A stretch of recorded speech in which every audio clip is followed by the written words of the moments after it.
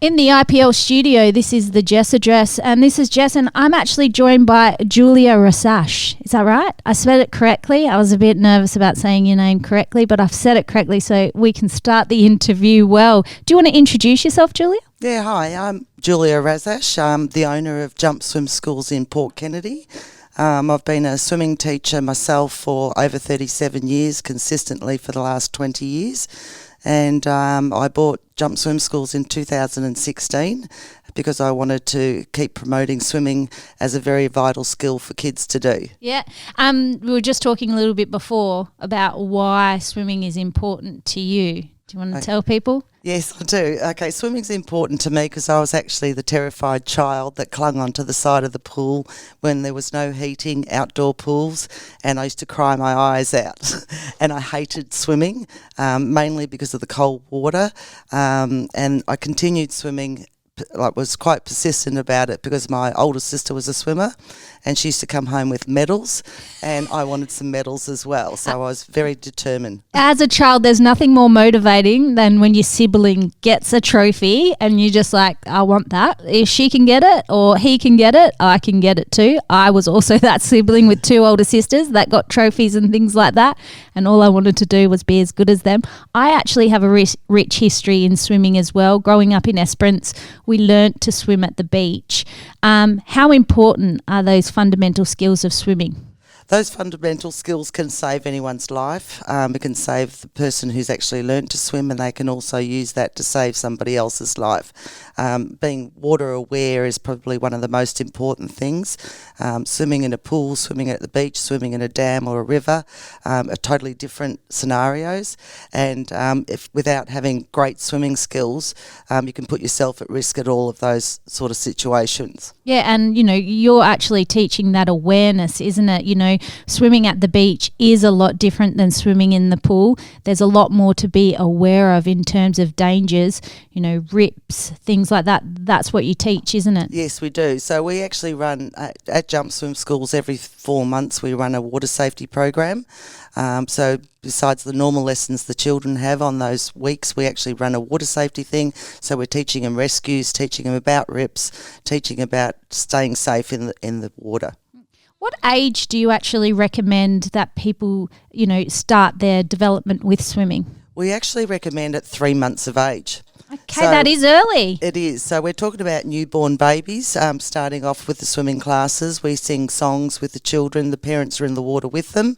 And what we're teaching the children is to go under the water, turn around and go back to the wall that they came from. So if they were to accidentally fall into the pool, they can actually turn around and come back to the pool. Just recently we had a customer whose child disappeared from the house. They went looking for the child. They found the child fully clothed in the swimming pool holding onto the side of the pool. That is a deadly fear, isn't it? Isn't it? And being able to have that, oh my gosh, that makes my heart skip a beat. And if you have a pool, making sure that your children have the skills that you're teaching is vital, isn't it? Yeah, so this particular customer had been swimming with us since 3 months of age. The child was 17 months old when it fell in the pool. Wow. Wow. Now that's a story. There is a lot of information in relation to, I think, drowning is one of the top forms of death within Australia between a certain age group, isn't it? Yes, it definitely is. Statistically, children drown, a lot of them drown also in the winter months, which people aren't aware of. So it's not good to actually hold your lessons off over winter because the air may be colder. Our pool's heated to 33 degrees. So once you get into the facility, you've got beautiful warm water to teach the children to swim in. Yeah. Look, I know that personally. I have a 4-year-old. We have a pool in our backyard as well. And it is so important that they don't, because they can lose their skills when they're younger, can't they? It only takes a couple of weeks for them to start losing their skills with any sport. Yeah. A couple of weeks of not doing it, they can actually lose those skills. So it's vital over the winter months that you continue swimming. The difference between, swimming is a sport, but it also is a skill set, isn't it? It's a life skill. Yeah. Given the fact that Australia is surrounded by water, it's more than just a sport, isn't it? Oh, for sure. It also allows you to do other sports. So it allows you to go kayaking, it allows you to go surfing, it allows you to do water skiing. Yeah. It allows you to go out on boats and confidently go looking at our beautiful Ningaloo Reef. Yes. And things like that. Hexmouth, I love that place.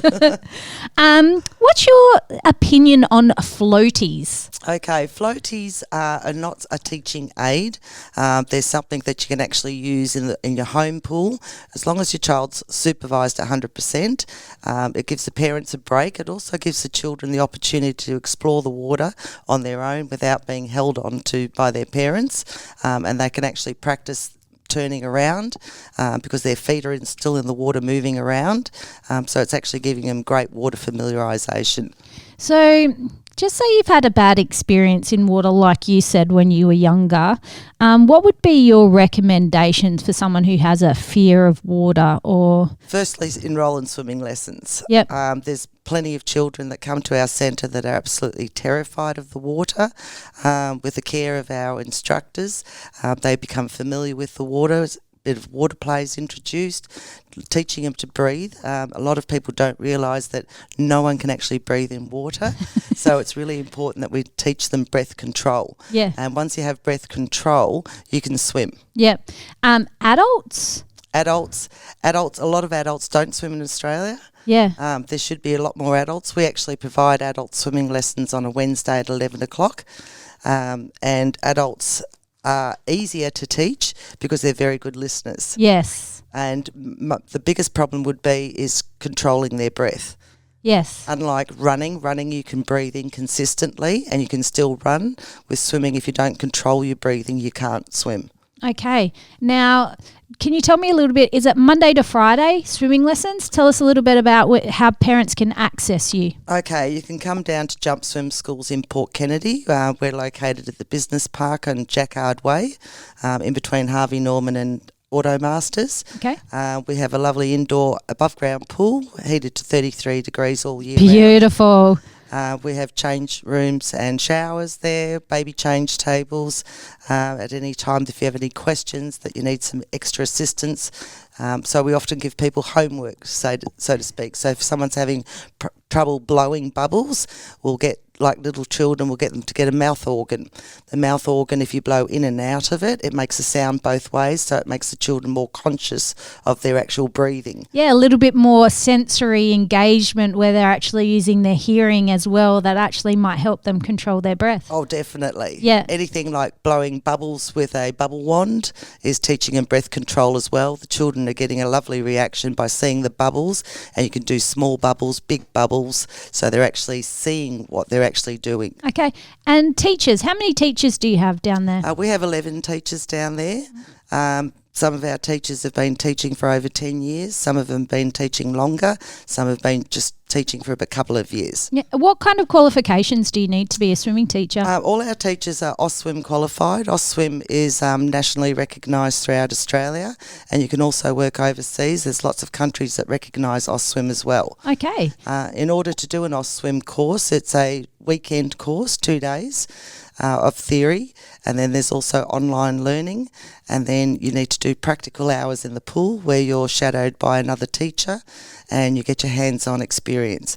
Yeah, well, that's really valuable, isn't it? Being able to get the experience of an experienced teacher to help you help kids. Sometimes that knowledge is just power in the end, isn't it? Because you're only going to lift the kids' confidence and have the ability to be able to teach them better. Yes, that's correct. Yeah. Yes. Look, besides that, if they wanted to contact you on Facebook, Instagram, things like that. Jump Swim Schools, Instagram or Facebook. They can email us, portkennedy@jumpswimschools.com.au, or they can go directly to the Jump website, which is www.jumpswimschools.com.au, or just come down to the facility. We're open Monday to Saturday. Yeah, oh, that's excellent. I want to thank you for coming in and talking to us. I'm sure that we're going to have you back because I'm sure there's a lot of programs and things that we've missed. opportunities for teachers and things like that to come down and become a swimming teacher.